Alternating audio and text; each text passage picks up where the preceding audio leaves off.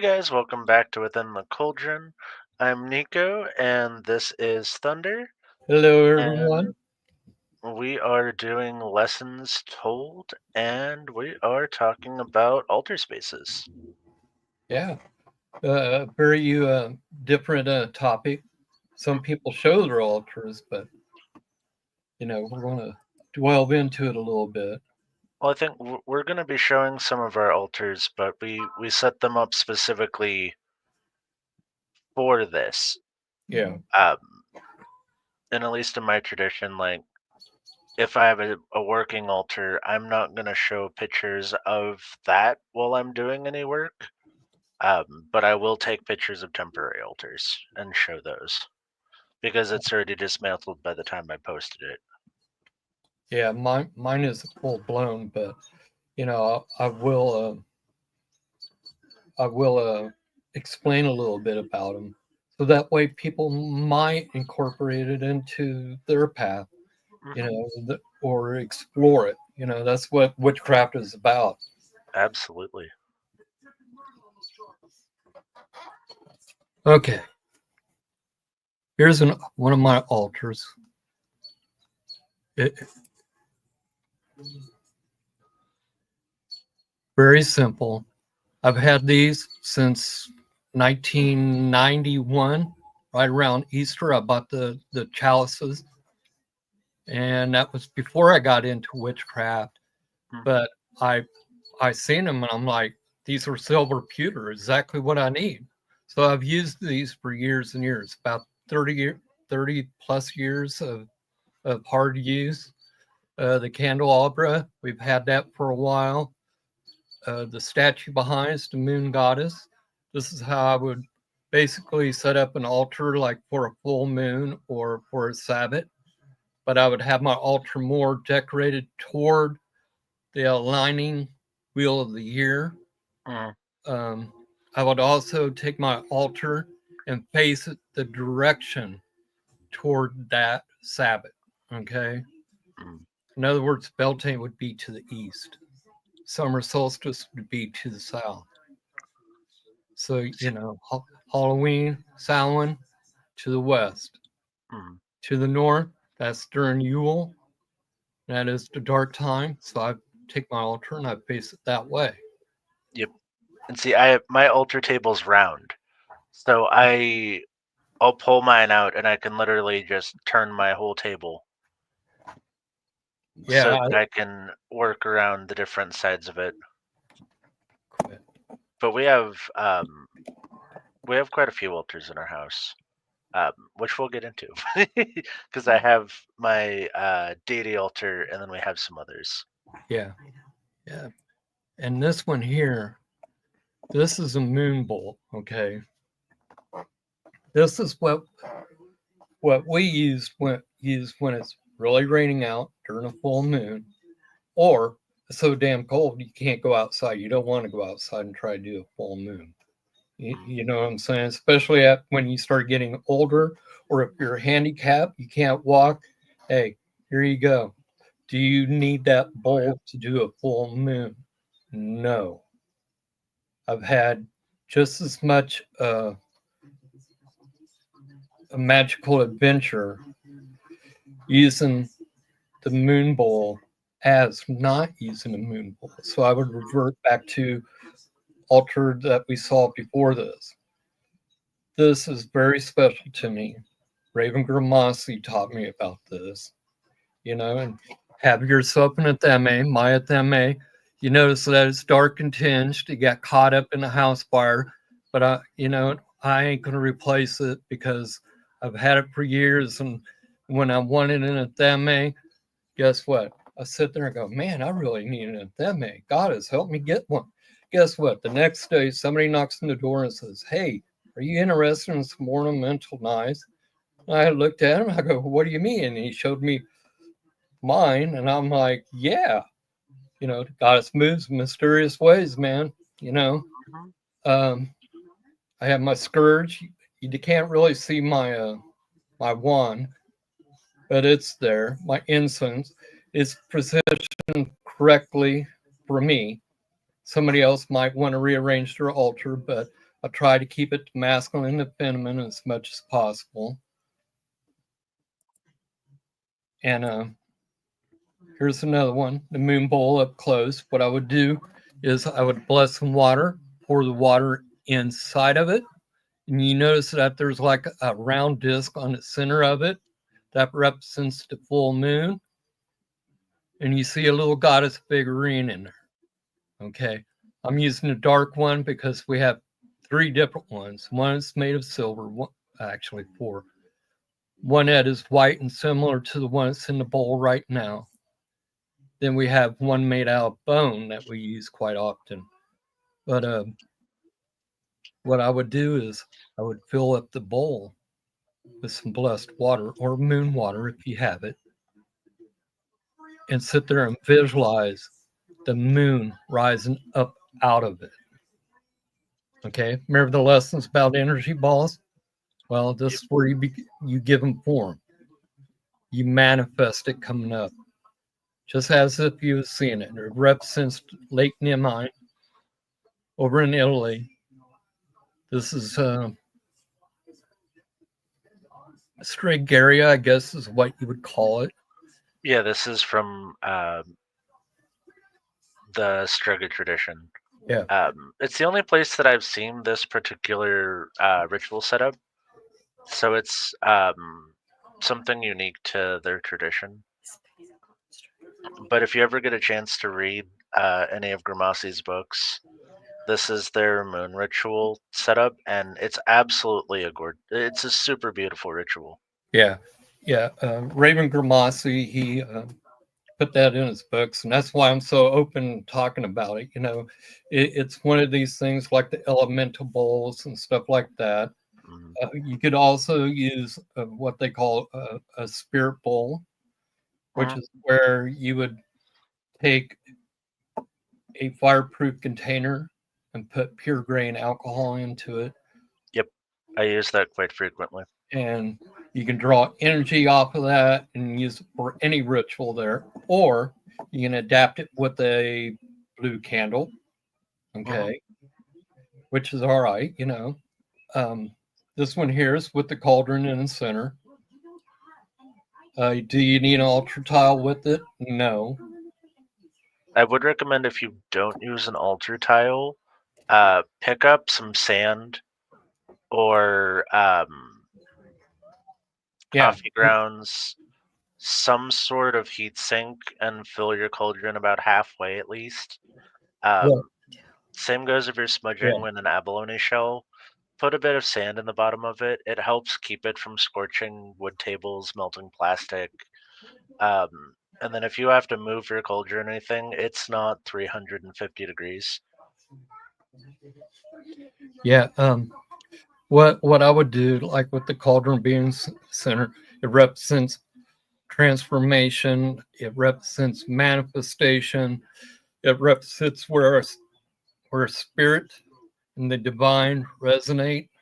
That's why we named our podcast Within the Cauldron. As you're doing your rituals through the year, like we don't believe in emptying it out unless it really gets full. And then we put it into jars, and then we take it out and give it back to the earth. We bury it, all the contents that's within. Okay. That's very important. You do a ritual, put some sand across the top of it. Do another ritual, put some more sand across it. Keep doing that over and over. Then when it comes Samhain, take it all out, you bury it. And you start out again, new year.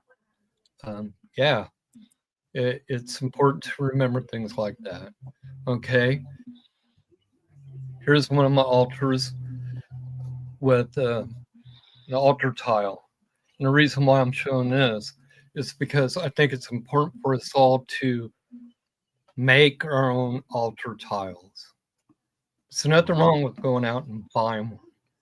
But when you can make your own, it's important because your energies, your love, your thought goes into it. Your thought forms and everything go into this. It's very, very important.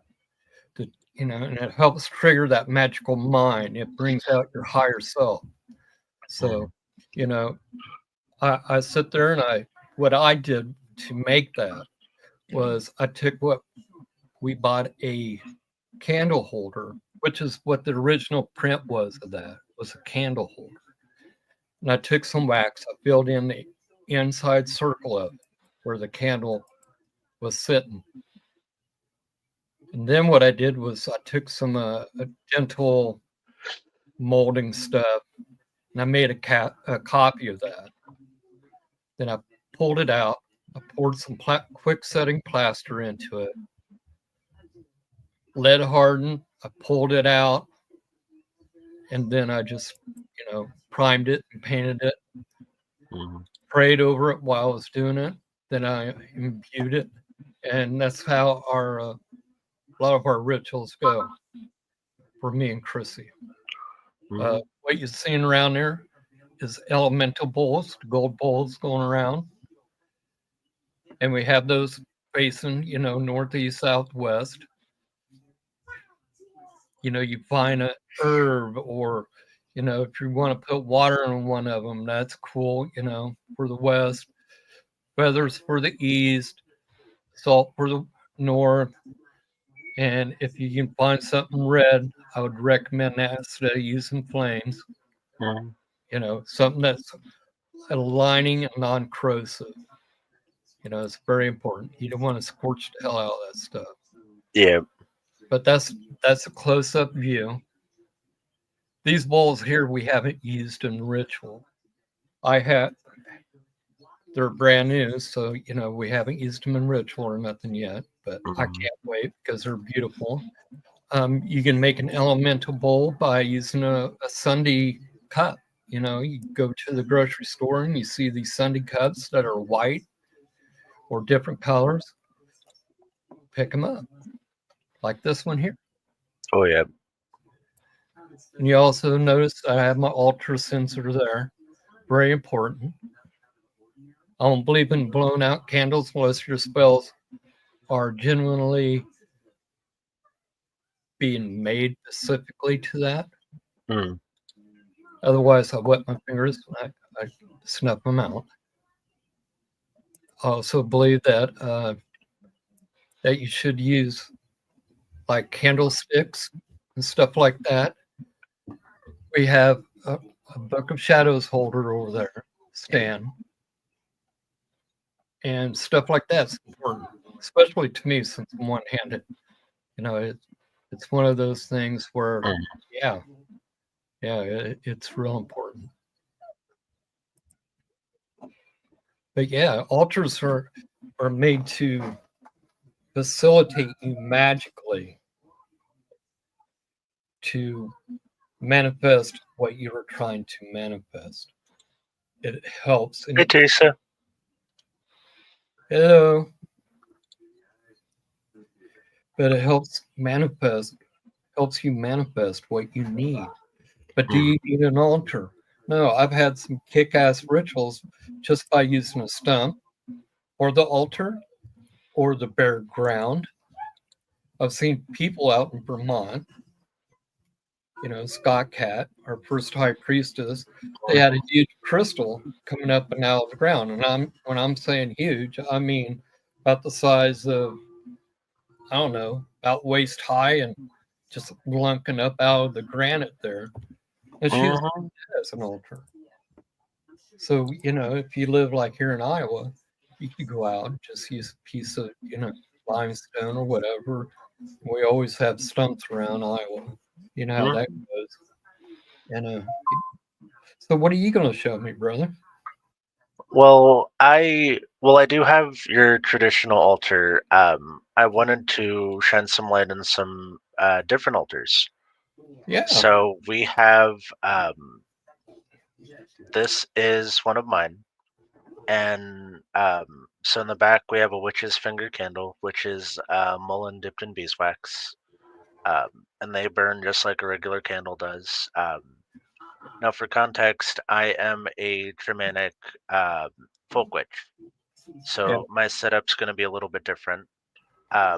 I do work with bones, so I have a skull here in the background, and then we have rose hips.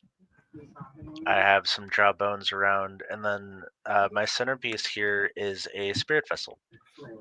So I make homes for some of the spirits that I work with, like the house guardian, um, land spirits, and this is also a containment method that I use to relocate spirits from clients' houses if the spirit is problematic or causing issues. They don't want the spirit there anymore. I will put the spirit in a vessel like this and then take it with me, and Yeah. then either to release the spirit or I have a cupboard that's kind of my spirit jail.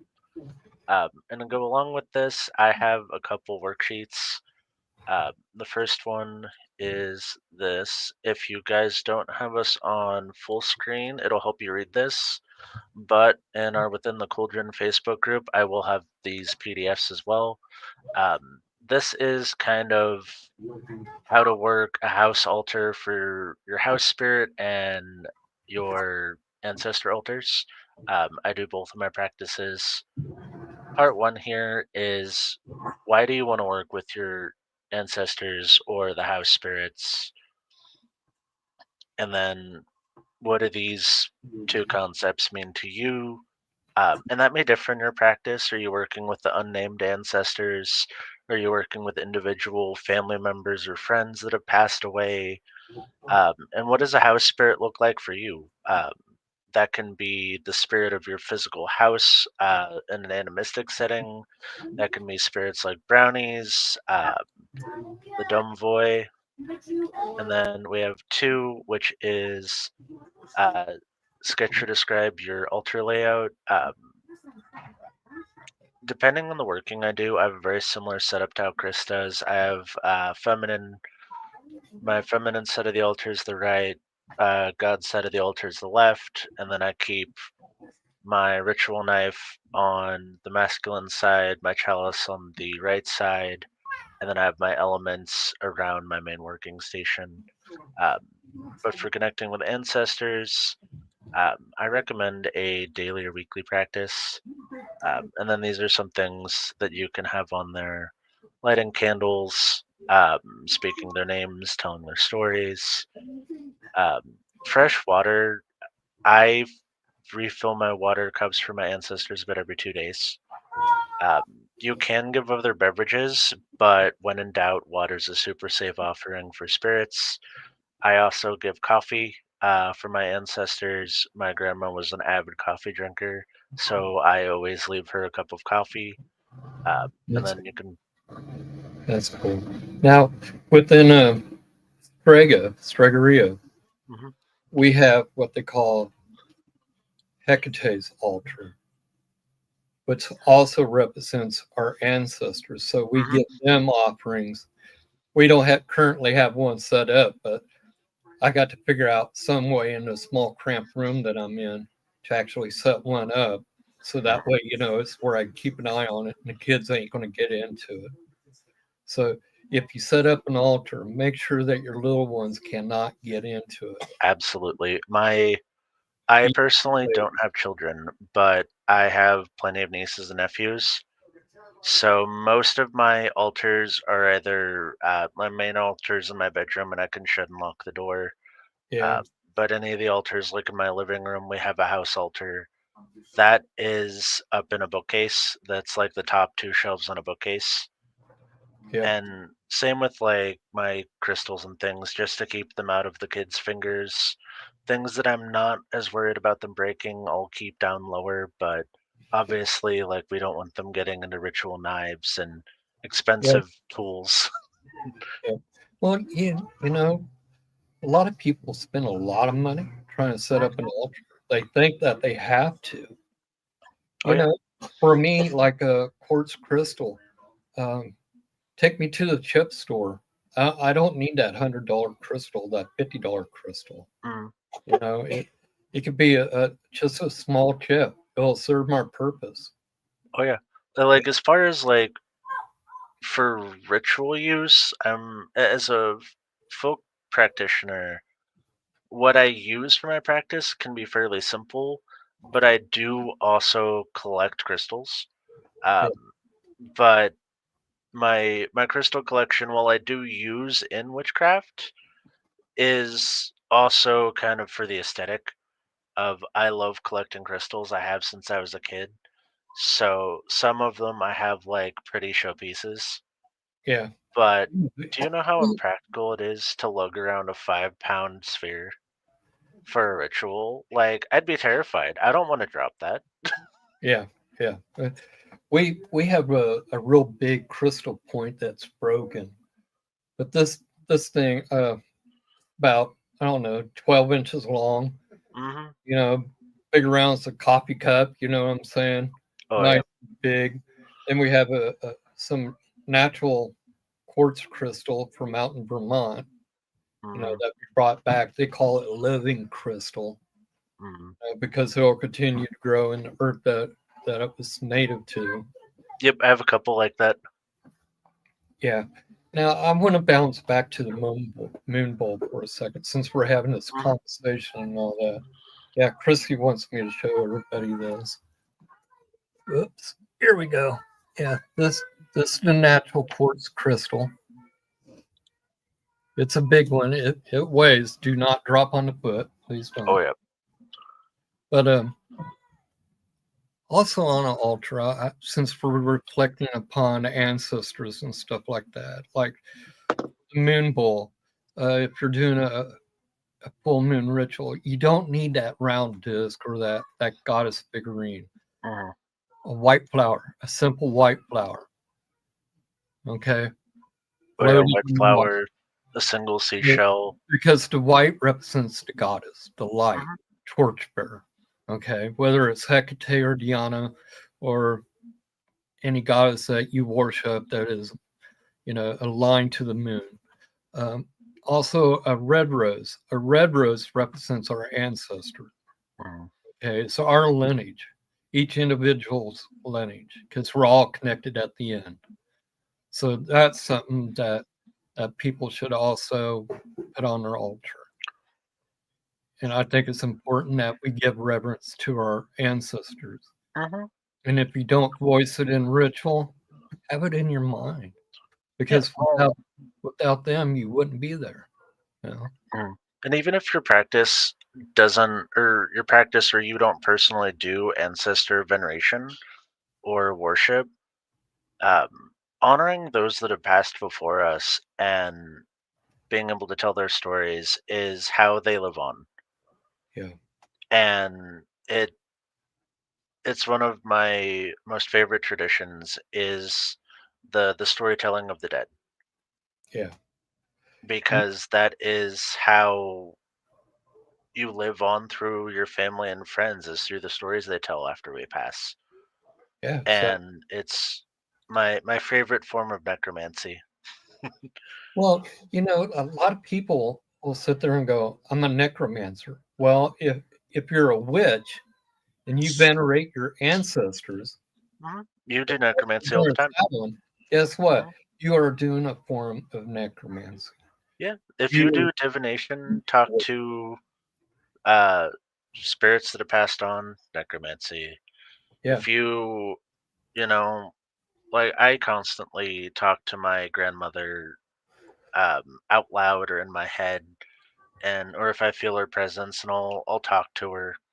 And we had a family tradition where you go visit the grave of a family member that's passed away. You catch them up on what's happened, yeah. That's and like that's a form of necromancy. yeah. A lot of people And don't realize that, though, Nick. mhm, It's like these people who go out on these paranormal hunts. What the Muggles? Okay, I'm going to use that word. mhm, What the Muggles terminate as ghost hunting. Okay, we go out, we search, or they search that, and they make contact. What is that? That is a form of necromancy. necromancy. Well, I call it disturbing the peace, but they Yeah, call it they call it ghost hunting. yeah, I don't believe that you have to rile spirits up like that to request them to make their presence known. There's other methods, but But yeah, have an ancestral altar. There's nothing wrong with that. Keep it set up year round. oh yeah, mine stays up year round. Some people put it up just in the fall, towards Samhain or Dia de la Mortes, but you can absolutely keep them up all year round. Yeah. We also have messages, the feelings you've noticed with working with your ancestor altar. Then we have a spirit house. Now that's kind of like the picture that I showed you. There are some different options. Some people will use like a locked box, jars, bird houses, fairy houses are a type of spirit house, and then you're deciding what you want this house for. Like, what kind of spirit are you gonna keep? Is this a fae? Do you want protection? Do you want healing? Is this a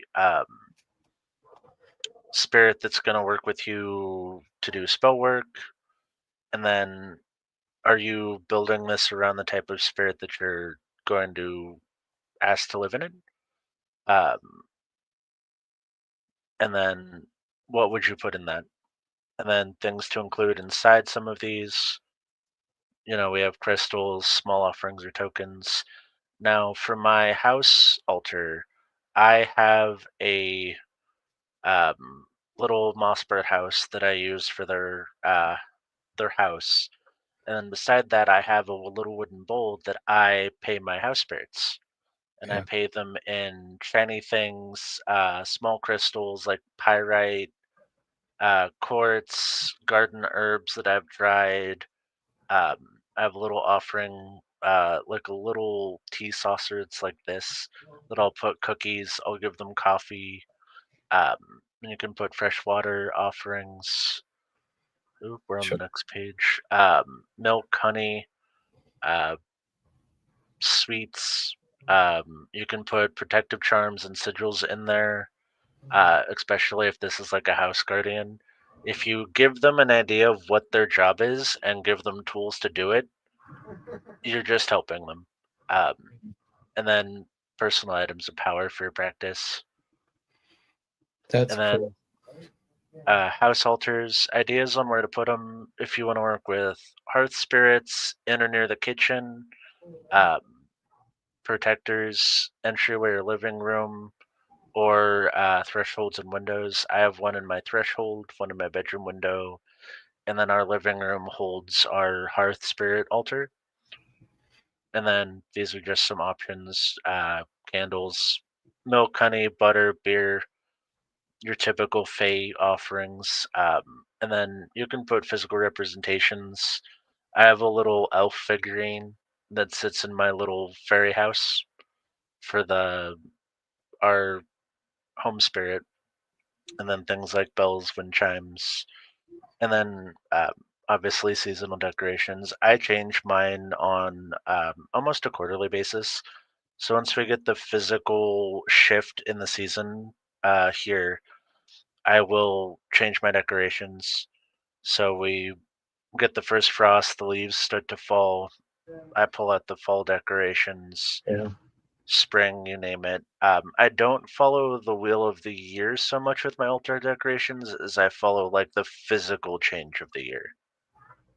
And that may vary depending on where you live, what that looks like. And Yeah. then, you know, this is somebody's house, and I want you to think of when you work with spirits like this that you've given them a house and you were the landlord and housekeeper. Yeah. So make sure that you're cleaning the space, you're dusting, you greet them, have like a conversation, let them know if you're going on vacation, if you're leaving, if you're expecting company, give them food, drinks, um, and then you can ring bells, knock, things like that to wake up the spirits if you want to work with them. Yep. And Remember the then, rule of three. mhm, Yep. and then just the notes for like, how can you tell when your spirit's around, changes you felt, and then message and or dreams that you received from those spirits. And then that worksheet's on our Within the Cauldron Facebook group. And then I have one more for you guys, which is this one. And this one I'll be posting as well, which is how to create a spirit house. And this is for, land spirits, the fae, disembodied dead. Now, there's rules with doing this kind of spirit work. And this isn't to scare anybody. It's just that there's housekeeping rules. Research and understand who and what you're working with and what they prefer as offerings. That should be pretty straightforward. Set clear intentions on who and why you're employing. Know who you're working with, what you want them to do, and make sure that you're communicating with them. Keep a welcoming space. House spirits, in particular, a lot of them will wreak havoc upon you if you do not do your chores. If your space is dirty and you were trying to work with a house spirit, they will be mad because you should be cleaning. Yep, they will. They will. Things will disappear. Things will get out of order. Chaos. You'll have your broom knocking down on the floor. You'll be tripping over it. You name it. Show respect and gratitude. These aren't just spirits or like a pet that you keep on your desk. These are sentient beings with personalities, and they can get offended. So make sure that you thank them for work that they do. You give them offerings, and you pay them for their work. And having a consistent routine when you're working with the spirits. So I have like a weekly routine with them, and then a monthly offering. Listen and observe. Spirits, especially house spirits and spirits you invite in, will give you notes on when they want offerings. If they have a warning for you, they'll make it very, very clear. Omens, and if they want your attention. Yeah, I think it's really important to appease them, but we also have to be careful with what we bind ourselves to. Exactly, and that goes back into research and understand. Like I know a lot of witches here in Iowa. I would call them part-time witches. Do you know what I mean by that? Yep. Where, this festival's going on, pagan festival.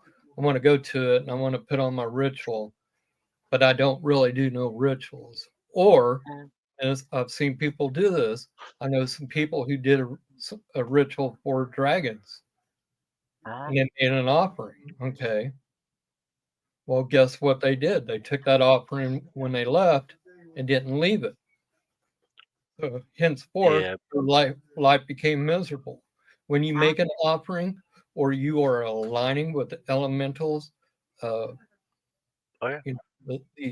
absolutely. Like grab a pendulum, or like speak to yourself in your head and ask them if they're finished. Whatever method of communication you use to work with the other side, and see if they're done with their offerings, if you can take it away.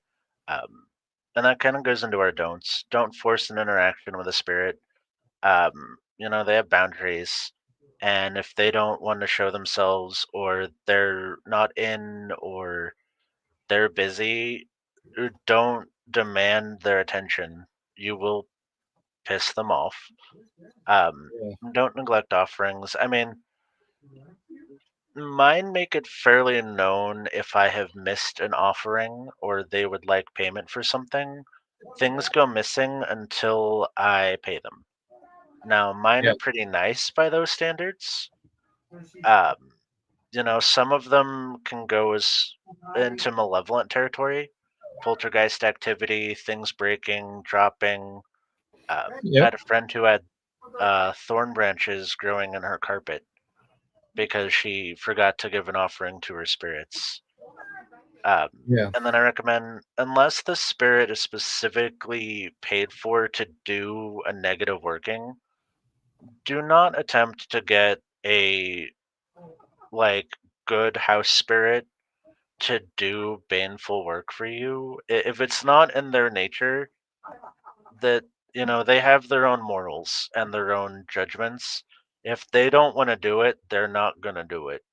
Yeah, yeah. Um, and then, of course, don't expect instant results.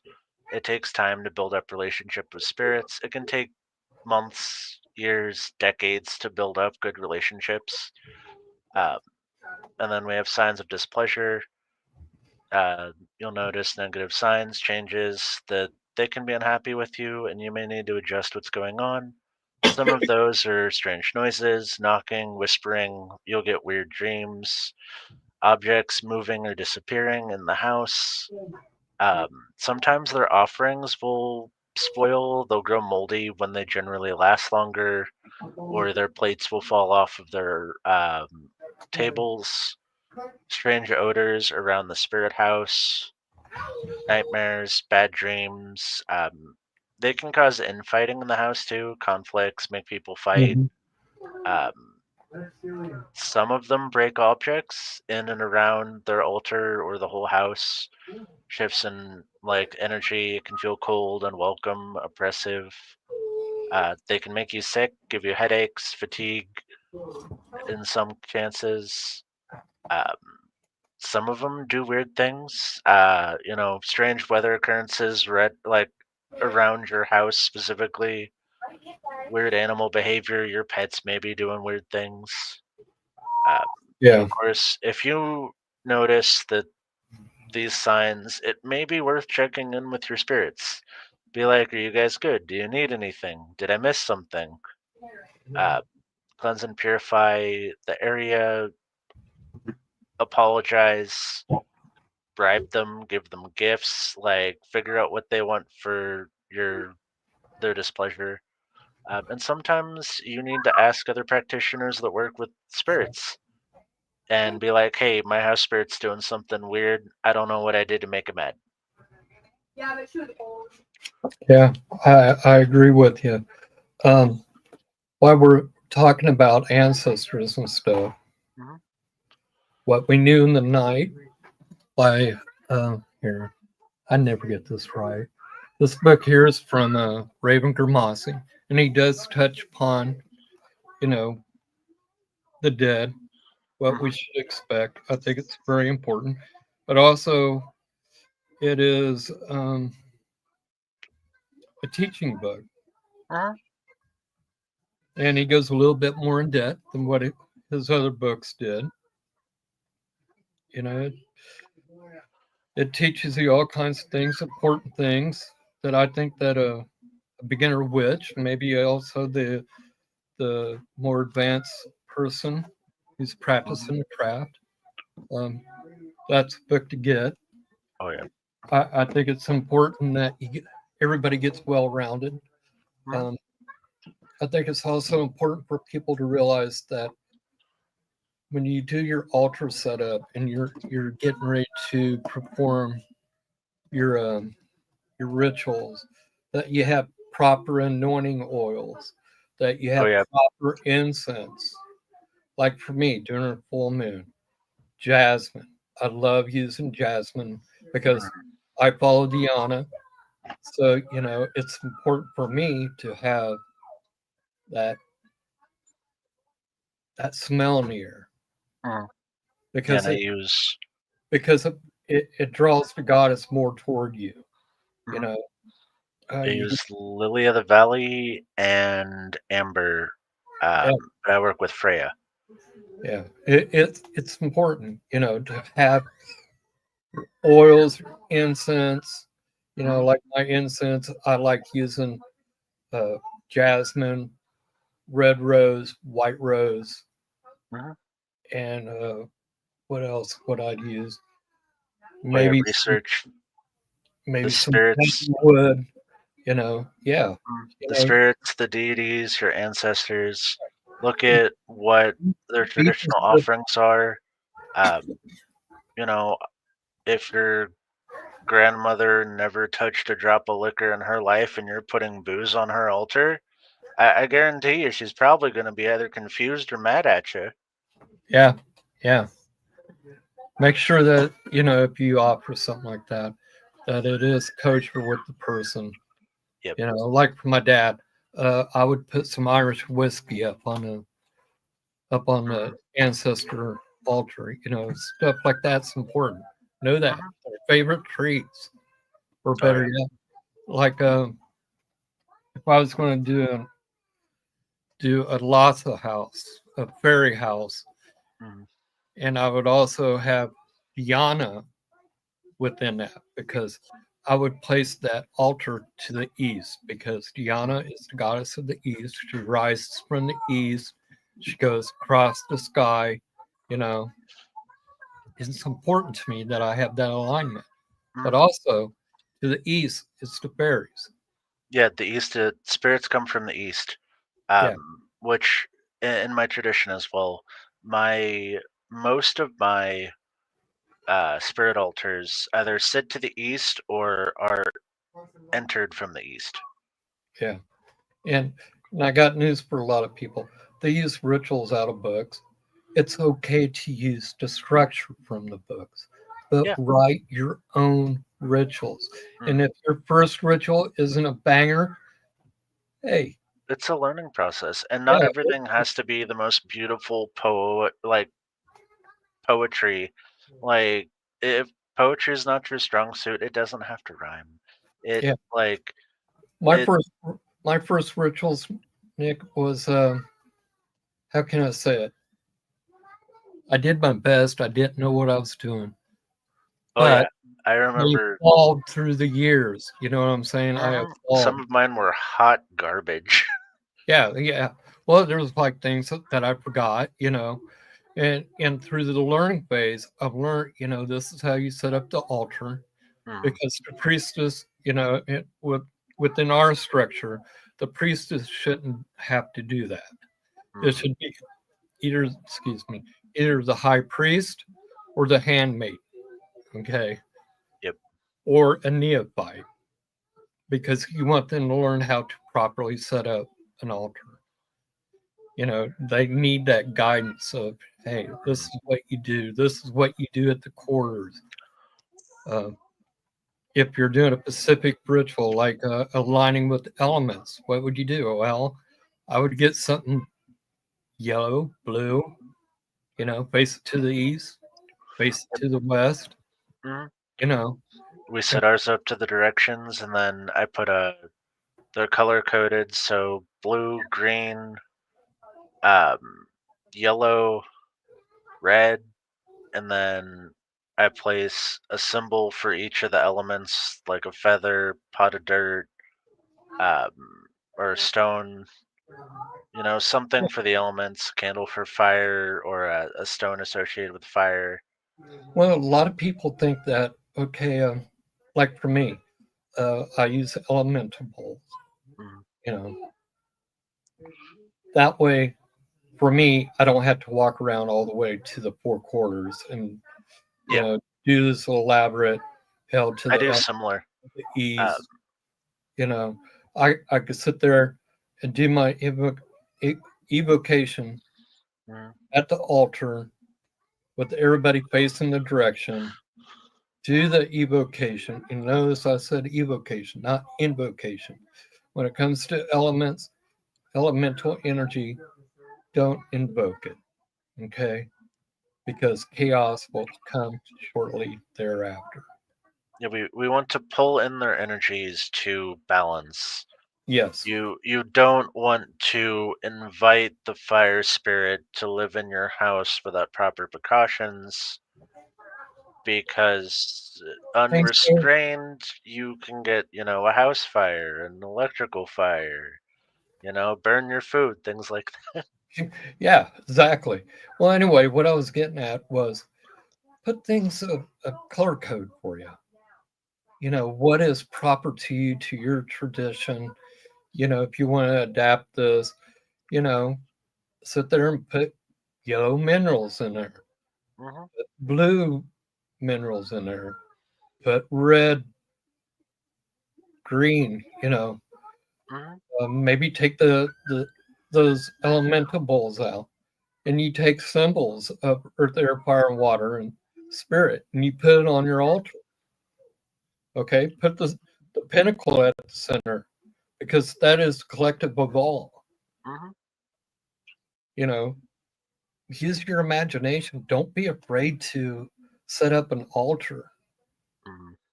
A moonstone. You sit there and you do a moon ritual. You draw down the moon. Hold some moonstone in your hand.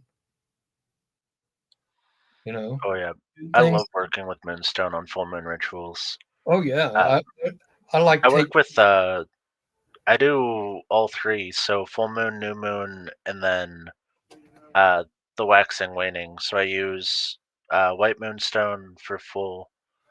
I use labradorite for the waning and waxing, and then I use black moonstone for the new moon. Yeah, And that's yeah, just personal preference. You can use regular moonstone for all three. They're all associated with phases of the moon. yeah. Um, The elements are Sister powerful. Sherry says Absolutely. elementals are powerful. Yes, they are, because they can boost your magical abilities. That's why I stress to people, especially beginning, you get intermediary or advanced. Take time out to spend time with these Mm. elementals. Well, and if Feel you think them in about the it, palms of your hands.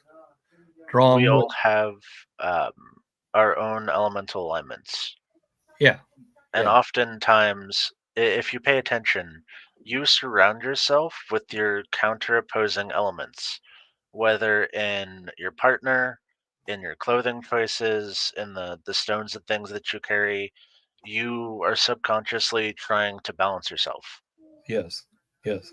And that's where a lot of people, they start creating energy balls and they feel the heat in their hands. Well, they automatically think that they're aligned to fire, which is not really the same thing because you're creating energy in your hand, which is a friction of your Mm. electromagnetic force. Okay, what I'm saying is that your aura, you're Mhm. pulling energy from that. And that's why I stress to people about center and grounding, because that Mm. way you're drawing energy from the underworld as well as the upper world. Yep. Okay, When you're these things, doing magic, yeah, it you you want should to, be pulling from outside forces more than you're pulling from yourself. Um, which I would think that that should have been common sense. And not to say that like pulling from yourself is wrong, but when you're pulling well, from your make you personal sick. energy, you can get sick or feel super exhausted. And if you get really tired after doing rituals, that may be why. Yeah, So if you pull in from elemental energies, natural energies around you, and use those in your practice to push into your spells, or invoke spirits to help you with your spells, you'll find that you're less exhausted from doing them. yeah. So, we're throwing a lot of things at these people. But, Hmm. I just want people to realize that elementals and the ancient ones, they're very powerful, Hmm. very, very powerful. There's a reason I started with the list of do's and don'ts before we got to the part where it's like, how do you put the spirit in the box? How do you Because just, I want you to like, there's rules of conduct with working with spirits for the best outcome. do you know what one of the basic rules when you're dismissing a spirit, you're asking them to leave peaceably. Don't sit there and go, as you will, stay if you will, go if you must. Don't say something like that. You know, be direct, but be courteous. Mm. And remember, Mine is the, your the duty's done. elementals and the ancient ones are not ones to command. Mm-mm. Fairies and elves are not there to command. They're not your slave. You better treat them with utmost respect, or I can tell you personally what happens. Your life Oh yeah. becomes chaos.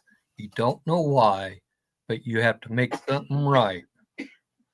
That's I very much agree with that. that's Um, uh, that's personal experience, you the know. analogy I was given is if the witch is the like king or queen sitting on the throne directing, the royal consorts that are giving them information, and they have their own agendas and their own lives outside of like their consultations as well.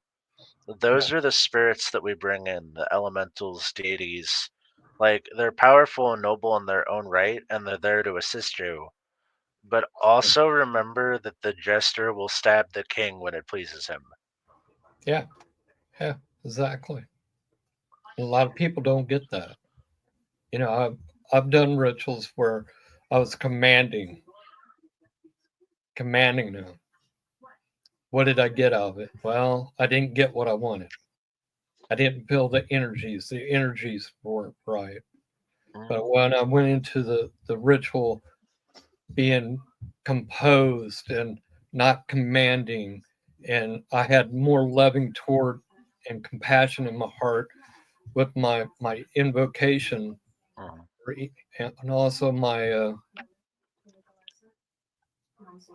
evocations, that I found that the energies move a lot better. Yep. Remember, perfect love, perfect trust. That even not only goes within the circle of people that you're with in ritual, but it also goes with the god and goddess and the elementals and the ancient Mhm. ones. Oh, yeah. That's Love, why I'm not a fan of certain types of ceremonial magic where they force spirits into servitude. yeah, yeah. And I, And that's part of the reason I set this up is that, like, this is a fairly, like, free form contract for spirits where it's like, you're inviting the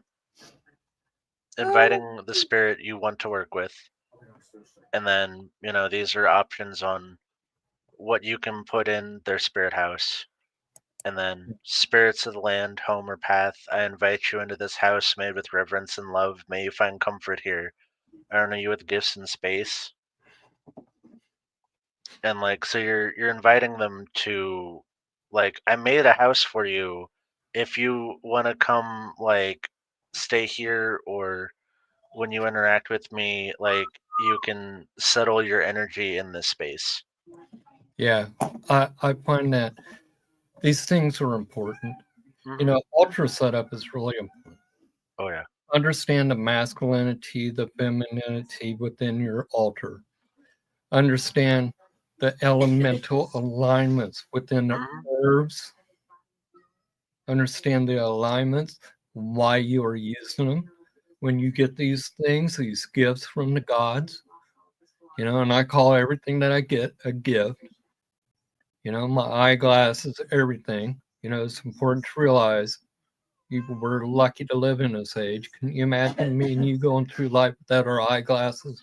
I can't see the foot in front of my face without them. That's the way it is for me now. I'm getting older. My eyesight Hmm. are a gift. Same way with the Bic lighter or the coins, the money that I get in my pocket. These are all gifts. Oh And yeah. we realize that. And when you do an altar setup, yeah, maybe you work for that money, but it is still a gift from the gods because they gave you avenues and approach to be able to build up your altar, to Mhm. build up Well, your shrine.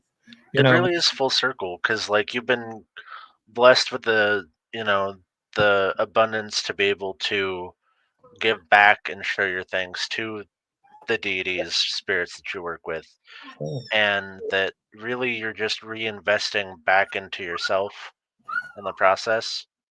yeah, And not saying that you have to give um or worship or venerate deities to do witchcraft, but it is a option, and a lot of people find it really fulfilling.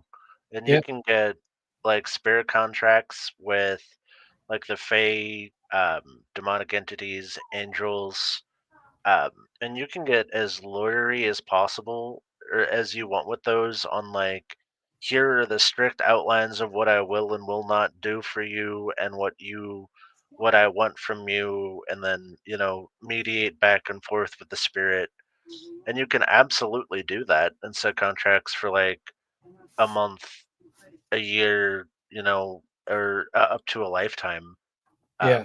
And then if you're making a physical contract, I generally keep that near their spirit house as kind of, the reminder of your pact. And then in some cases, you can do blood pacts with spirits. Now, this isn't like the slice the palm. This is like, you get one of the diabetic finger prick little needles, and it's a drop of blood. Yeah. Uh, and this is not for beginners. This is for those that have dedicated like long-serving spirits or family members. Um, Again, not for beginners. Yeah. And it's something that you can do, and in certain circumstances, I have done this with one of my spirits, but this is for a guardian spirit that I have in the house. And if we move, that spirit's coming with me. I'm taking the house with me. Um, but it, I wouldn't recommend feeding every spirit blood. Some of them absolutely hate it, and others, like living essence, is an extremely potent and powerful ingredient in the magical world, and spirits, use it sparingly. Spirits can almost become addicted to it. Yeah. Ritual is addictive to me. Mhm. You know, Absolutely. alignments. I spent days, months just going through alignments. And that Mhm. was after my first initiation. But what really helped me out was com- comparative studies about Yeah. how an altar was set up, Mhm. how rituals were done, because I thought it was important to understand the wheel of the year, Oh yeah, it's as fascinating. well as understand God and Goddess. Mhm. Surprise, Chris, my search on the path started with, is God real?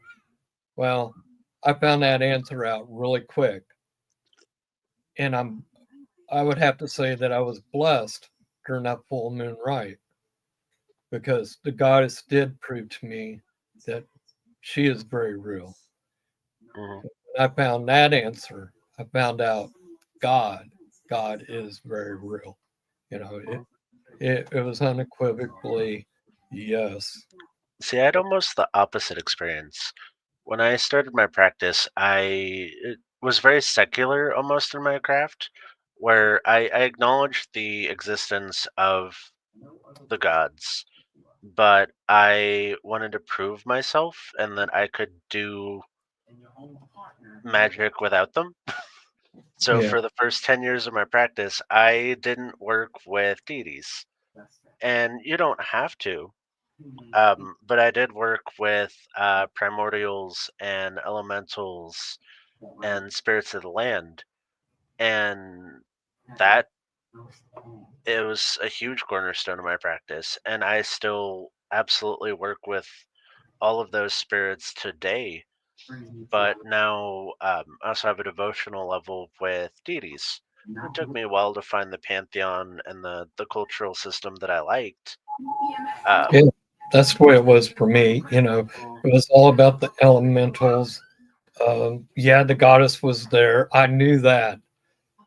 But to try to understand, even after 30 some odd years of practice and ritual after ritual, do I understand the elementals? um, no, no, I don't. Do I understand the ancient ones completely? No, because I'm no, I human. think you know? partially they're like beyond our comprehension in a Yeah, way where like until we reach the other side, we probably won't fully understand like concepts of the divine or like the rulers of nature. yeah, But it's kind of the beauty of it is that as witches we get to step through both sides, through the mundane and how things affect our world and how we affect the spirit world. and that we have the ability to slide one through the other and sometimes stand at the threshold. Yeah, I think it's important that we try to grasp within our mundane minds who they are. You know, find out. You know, it's like this old Kabbalist. I can't remember his name, but I met him through a World Broadcasting System, WBS, back in the 90s. And I was asking questions and nobody would give me any answers. And he was like, Chris, hey, why don't you read Beckman's Blue Book and test the waters? You know, try the rituals that's within that book. Do they speak to you? Do they not? Test it. You know, for me, years and years, it's Oh yeah. always test my ability when it comes to center and grounding, whether I'm astraling, whether I'm performing a spell. It's always a test of me, not Yeah, them, me. I viewed the same way where um in our podcast earlier we talked about grimoires and how at least in my practice I have like my working journal, which is it's a catalog of my spells and how I experiment with them.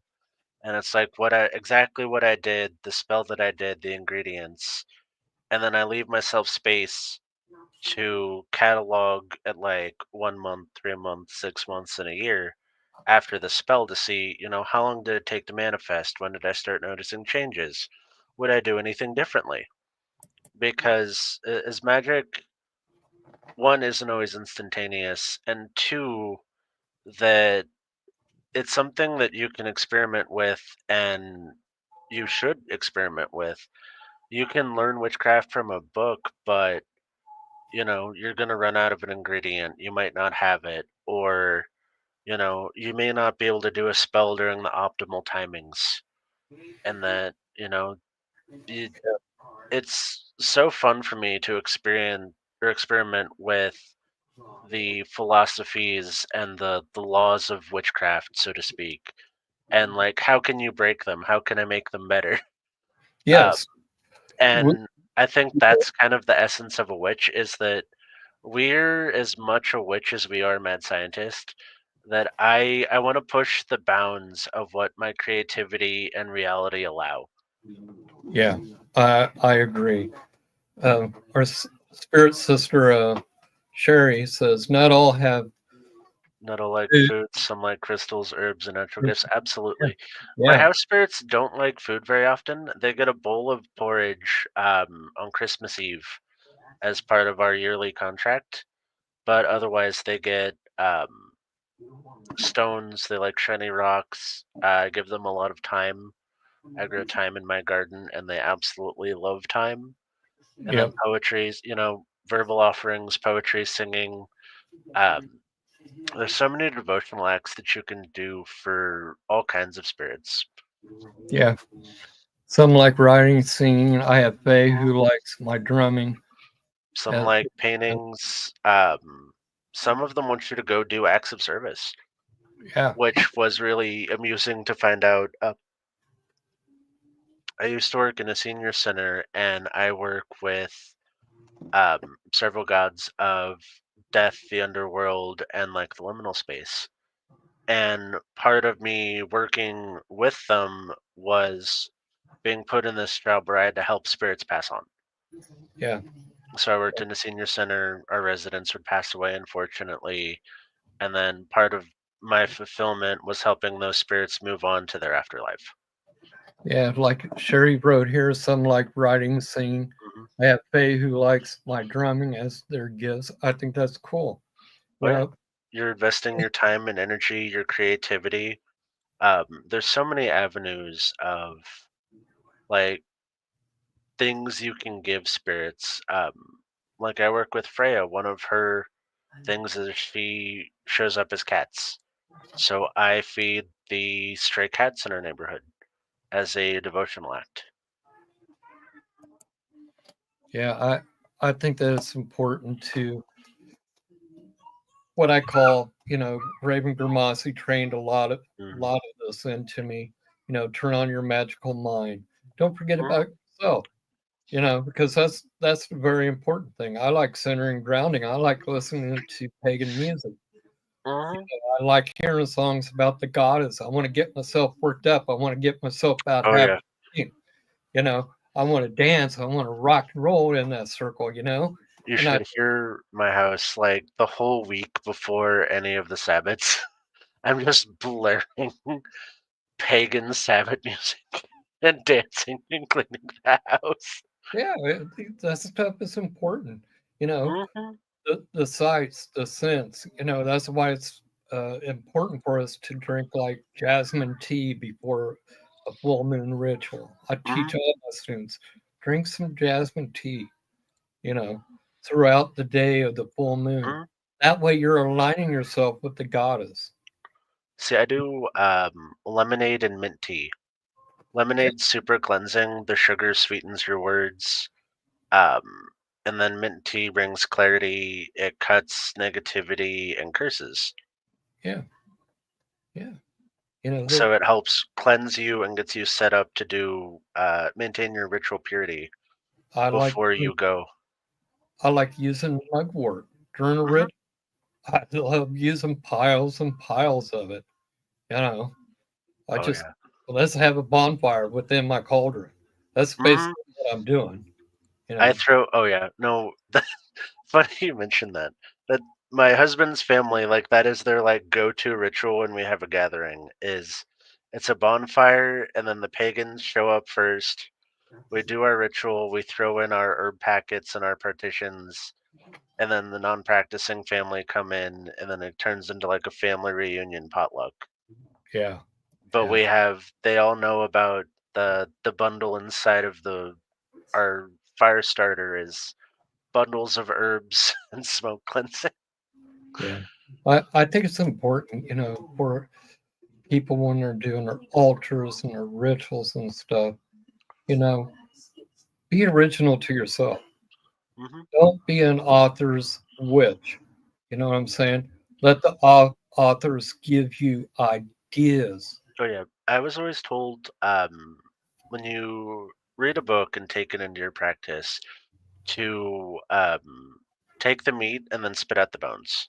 So if there's something you don't like about it, you like the structure of this spell, but there's things in it you don't like, revise it, fix it. Yeah, As a folk practitioner, there's this etiquette rule of you don't copy other practitioners' work when it comes to folk magic spells.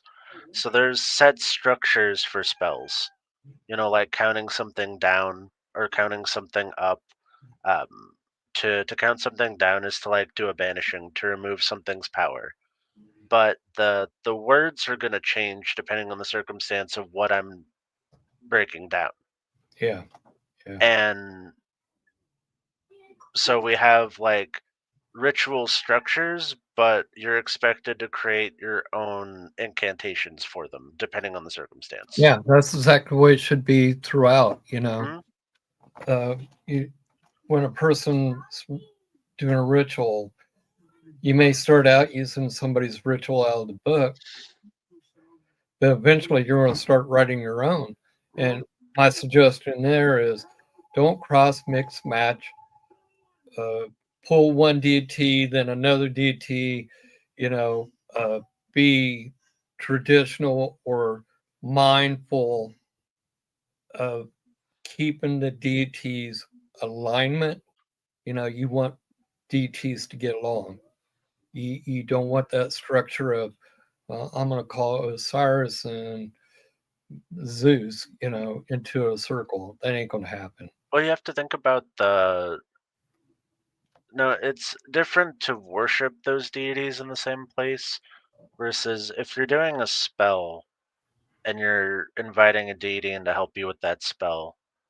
It gets convoluted if you're asking like Anubis, the god of death, to help you get love. Yeah. Instead of like understand the domain of the gods that you're working with and ask appropriately to who runs that domain.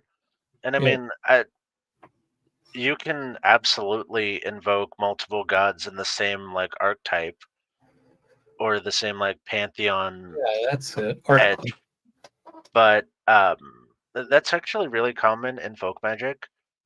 One of the things is invoke everybody that will listen or that has this as a job, because one of them will listen and I don't care who, Yeah.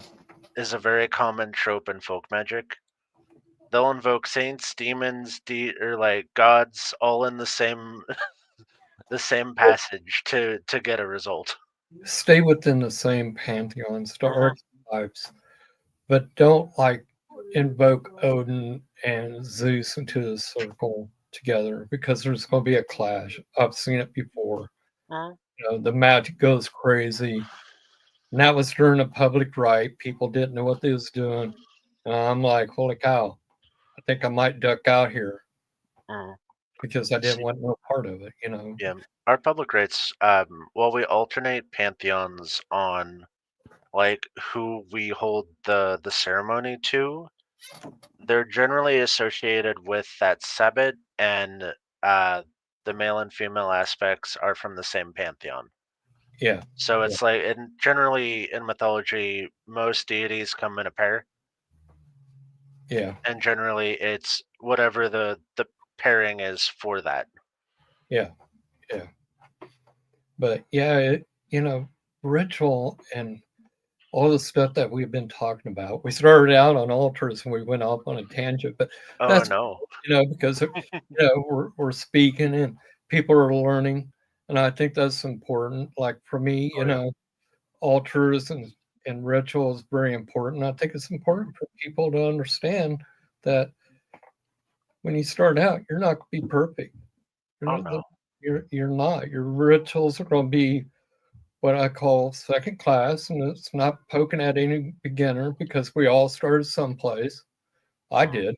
My first rituals were horrible, but Oh after yeah. I understood the wheel of the year, that is when my rituals started gaining power. Hmm. I I started remember gaining wisdom. my first ones were like old school websites in like the early 2000s on like witchcraft, and that like some Wiccan covens had like put up a bunch of spells, and I was using those verbatim. And did they work? Yeah. Was it good? No. Looking back on it, it was just cringe. And now like my practice is totally different. Yeah, Where there's some instances that I will use prefabricated spells, but I'm either altering them, or I like the structure or I like this incantation, so we'll use that, but I'm changing things, or most of the time I create my own to fit the scenario that I need. yeah, yeah. When I first started, I think I was using Starhawk's Red Book, uh, her implications out of it. Hmm. And then I just gradually grew out of it, and I learned that I have to write my own, and Hmm. I kept on doing that over and over and over again. And now, I'm to the point whether it's at home doing rituals or if I'm in public, all my invocations or evocations come from my heart. And I Hmm. truly believe that. It's okay to write down, in your rituals, your invocations, your evocations. But 9 times out of 10, do I use them? No, no, I don't because I've outgrown that. Do I still use my magical tools? Not all of them. I don't. I'm going to be honest. Just I'll be because, the first person to tell you some of it, like if I'm doing work for clients or things like that, and they're expecting like a specific aesthetic involved with a witchcraft, like I'll have my tools laid out for the videography experience, but also I have a thing in my practice where I don't like to actively uh, video spells as they're happening, especially in a live scenario. Yeah. Because it, in a level of paranoia, like if somebody came into that and knew what they were doing, can do counter work because you're giving them everything, like all of your ingredients, your technique, and like who you're working with, and they can use that to warp or reverse the spell that you're doing. Yeah. Yeah. It Well, doesn't happen all the time, but I'm a folk practitioner, and a huge part of our practice is learning how to undo other people's work. So it's always in my brain of like I professionally undo other people's work. So other people are also working on undoing other people's work. I study other witches to like learn how to counter curses and things. yeah, I, I don't believe in photography during a ritual. Hmm. To be honest with you, I was always taught it's not allowed. You're not allowed to have on speakers, your TV, anything magnetic, lodestones, take them away from the circle, get them the hell away. Further away, the better you are, because you don't want your magic to be one taken away from you as you're doing it, and two, you don't want something coming through that magnetic field. Well, Are you? that's why the circle is so important in so many traditions. Is it creates the boundary to stop outside influences while you're doing the spell work. Yeah, So for us, like we use a loudspeaker and a microphone for rituals because some of our rituals, like we have 100, 200 people in attendance, yeah, and we can only yell so loud. So that stays on the outside of the ritual circle so everybody can hear what's going on. Um, but same process. We yeah, don't allow filming. I don't. After the ritual, you want to take pictures of the altar. It's pretty, absolutely. It's done. It's over. Um, and like we set up like a photo booth too, so you can take your cute couple pictures. I was at the festival. I was at this ritual. yeah, But we don't encourage pictures of active spell work. Um, yeah. just like some people won't show pictures of their altar. They won't show pictures of their altar. They won't show pictures of their front door. You, you- Some witches I know will not ever post pictures of themselves on social media because you can use a picture of somebody to do work against them. yeah, yeah, I agree with you. That's why, like the pictures that I showed tonight, I did not show my completed altars, what they would look Mhm. like, during Samhain, Yule, you know what I'm saying, Yeah, But and I do the same thing where I'll show a temporary altar or I'll show an altar set up after a spell's been completed. yeah, The only exception is if I'm doing work for a client and like I'm sending them pictures of a finished spell as like proof of, here's the work I've done and here's the results of like read the candle yeah, or whatnot.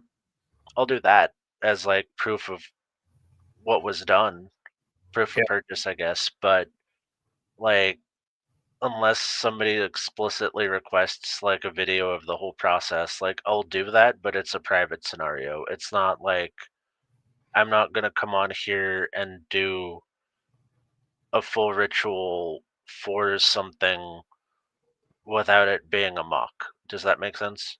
yeah, yeah, Like I may do a DIY and walk you through how to do a spell, but I'm not gonna put all of the energy and the names involved into doing it. yeah. Well, we're running out of time, Nico. Mhm. Chrissy's giving me the sign of, hey, Nudging you. you got over here. But hey, thank you so much. Thank you. Happy birthday. Birthday. Yeah, birthday. But Yeah, happy Earth Day, guys. you know, ritual is quite fascinating to me. Mhm. I've spent a lot of time doing rituals in honor of the goddess. And I think it's important for everybody to, learn about your altars and what each piece on that altar represents. And always don't put something up there whimsical just to go, oh, it's pretty. Let it have meaning. Try your altars out without idols. Like, you've seen that statue that I had of the goddess sitting on the moon. For years and years, I didn't have that statue on the altar. It's set up on my mantelpiece. And I think it's important for people to learn, one, don't worship idols. It's only a representation. When you look at the moon, remember the goddess is only a symbolization. Mhm. Get to know Well, in my practice, like a statue is just a statue until you invite the spirit that resides in it. And Yeah, that goes for deities too. Like it can be a cool statue of this deity, but until you put in the work and ritually like invoke the spirit into the statue and consecrate it, it is literally just a piece of plastic or porcelain. yeah. Well, anyway, we got to go, but love you, brother. Thank you so Love you too. much. I had fun, Oh yeah. learning experience. And if you Oh, guys want those PDFs that I was showing on here within the Cauldron Facebook page and the files, I have the worksheet and then the ritual to invoke a spirit into an object. yep, yep. Don't forget, everybody, to like and subscribe. That helps us out. We don't get paid monetarily, but it gives us more avenues to helping people out. Yep. And then our Facebook page is right there across the bottom. Check Yep, us out there. Find out who we're on the show with next. yep, Um, yep. join our Sherry and Chris community. has been doing work on Facebook and doing things Mhm. on there. I'm not too sure. I get confused because now it's spreading out, which is really cool. Oh It's yeah. the thing. But I just want to say, everybody, love and light. Thank you for joining us, and don't forget to like and subscribe. Love and Stay light, blessed, brother. guys.